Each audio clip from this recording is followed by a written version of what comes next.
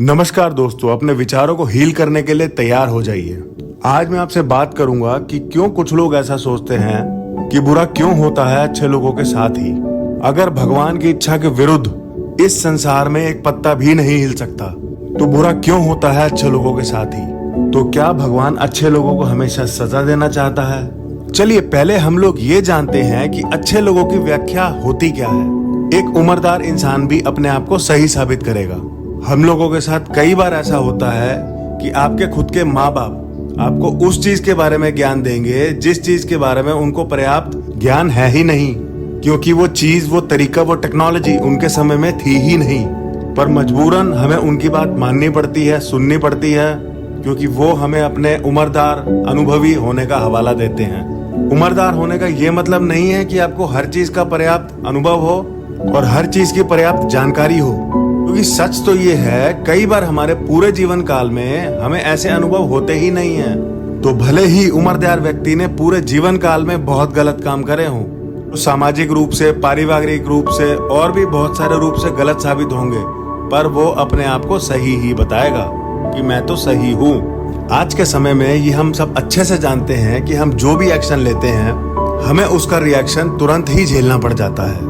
जैसे कि हम सबने कई बार अनुभव करा होगा, हम लोग जब रोड पे गाड़ी चलाते हैं तो कई बार ऐसा होता है गाड़ी चलाते चलाते गलती किसी की भी होती है तो मारपीट तो दूर, गाली गलौज भी दूर, अगर आपको गाड़ी के अंदर से ही कोई गुस्से से इशारा करेगा तो आप भी उसके रिएक्शन में उसको गुस्से वाला ही इशारा करोगे। जैसे कि राह चलते किसी गरीब को अगर आप पैसे दोगे तो आपको दुआ देगा। तो एक बात आप जान लीजिए कि इस प्रकृति का बड़ा ही साधारण सा नियम है कि आप प्रकृति को जो दोगे प्रकृति आपको वही लौटाएगी। और हाँ, एक बात का जरूर ध्यान रखना, कई बार ऐसा होता है कि आपने कोई बहुत गलत काम किया होता है प्रकृति के हिसाब से और आपको तुरंत उसका कोई रिएक्शन नहीं मिलता है और कई साल भी बीत जाते हैं, आपको लगता है सब सही है, कोई टेंशन ही नहीं है। पर तभी कुछ ऐसा होता है, प्रकृति आपको उसी गलत काम का नतीजा 10 गुना या 100 गुना करके देती है, सूद समेत वसूल लेती है प्रकृति सब कुछ। तो अगर आपने किसी को धोखा दिया है तो बदले में धोखा ही मिलेगा, और अगर आपने किसी को हानि पहुंचाई है तो आपको बदले में हानि ही मिलेगी। और अगर आपने निष्काम भाव से किसी की मदद करी है तो आने वाले वक्त में आपकी भी कोई ऐसे ही मदद कर देगा। पर कभी कभी नुकसान होना भी बहुत अच्छा साबित होता है आपके लिए। जैसे टीवी में बोलते हैं ना, दाग अच्छे हैं, क्योंकि उस नुकसान को भरने के लिए इंसान जी जान से मेहनत करता है और पहले से ज्यादा सफल बन के दिखाता है, क्योंकि यही तो जिंदगी की परीक्षा है। क्योंकि जब तक उसकी जिंदगी में सब कुछ अच्छा होता रहेगा, इंसान कभी भी बड़े फैसले नहीं ले पाता। कभी मैंने और जो मुझे अभी सुन रहे हैं, आपने अपने आप की गहराइयों में जाके सोचा है कि हमारे दुखों का कारण असलियत में कौन है? इंसान ऐसा सोचता है कि उसके दुखों का कारण परिवार, समाज, पैसा, गरीबी और अनेक प्रकार के संघर्ष हैं। लेकिन अगर हम सत्य में जाएंगे तो इसके जिम्मेदार हम स्वयं ही हैं।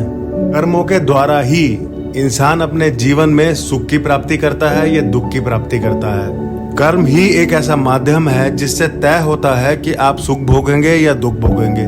अब मेरी ये बात सुन के तुरंत आप फ्लैशबैक में चले जाओगे कि मैंने तो अपने सारे कर्म अच्छे से करे हैं, अपनी सारी जिम्मेदारियां अच्छे से निभाई हैं, पारिवारिक हो, सांसारिक हो, अपने आप की हो, तब भी मैं आज दुख क्यों भोग रहा हूँ? मेरे दोस्त, आप ये क्यों भूल जाते हो कि आपके इस जन्म के कर्म मायने नहीं रखते, आपके पुराने जन्मों के कर्म भी तो मायने रखते हैं। क्योंकि इस जन्म में अगर आपने अपने हिसाब से सब कुछ सही करा है और तब भी आप दुख भोग रहे हैं, तो अब आप उम्मीद करो कि आपका अगला जन्म बहुत ही अच्छा हो, क्योंकि ये वाला जन्म तो कट गया आपका। चलिए आपको एक छोटी सी स्टोरी सुनाता हूँ। एक ट्रक ड्राइवर ट्रक में चीनी के बोरे लेके जा रहा था। एक बोरा थोड़ा सा खिसक के गिर गया और फट गया। कुछ चींटियां आई, 20-50 दाने लेके चली गई। कुछ चूहे आए, 300-400 ग्राम खाया और चले गए। कुछ पक्षी आए, अपना पेट भरा और उड़ गए। एक मनुष्य आया और वहां से पूरा बोरा ही उठा के ले गया। इस कहानी से हमें यह सीखने को मिलता है कि अन्य सब प्राणी सिर्फ अपना पेट भरने के लिए जीते हैं, लेकिन हम इंसान ही ऐसे हैं जिसके पास सब कुछ होते हुए भी वो सबसे ज्यादा दुखी रहता है। अपनी आवश्यकता पूरी हो जाने के बाद अपनी इच्छाओं पे कंट्रोल का रेगुलेटर लगाएं, अन्यथा ये बढ़ती ही जाती हैं और यही सबसे बड़े दुख का कारण बनती हैं। अब आप पूछोगे तो ये बताओ कि हमारे कर्म होने कैसे चाहिए। शास्त्रों में कहा गया है, जो मनुष्य विधिवत कर्म करता है, नियमित कर्म करता है, शास्त्रों के अनुसार कर्म करता है, वो सदैव ही सुखी रहता है। मनुष्य स्वयं ही अपने दुखों का कारण है और स्वयं ही अपनी सफलता का जिम्मेदार है। गीता में श्री कृष्ण कहते हैं कि मनुष्य अपने जीवन में जो कुछ चाहे वो कर सकता है। कर्मों की कुंजी उसके पास है। परमात्मा ने उसे कार्य करने की शक्ति दी है, बुद्धि दी है, विवेक दिया है, विचार दिया है और वो जो कुछ चाहे वो सब कुछ करने में समर्थ है। सदाचार का पालन करे और सब कर्मों को अपने जीवन में अपनाए। परमात्मा केवल हमें हमारे कर्मों का फल देता है। अगर मनुष्य अपने जीवन में अच्छे कर्म करता है तो वो परमात्मा से अपने जीवन के अंदर सुंदर सुखों को भोग सकता है। धन्यवाद दोस्तों। कमेंट करके जरूर बताइए कि ये वीडियो आपको कैसी लगी। लाइक करें, शेयर जरूर करें, क्या पता ये वीडियो किसी और का प्रेरणा का सोर्स बन जाए। और सब्सक्राइब करे बगैर चैनल छोड़ के मत जाइएगा। After all we are family.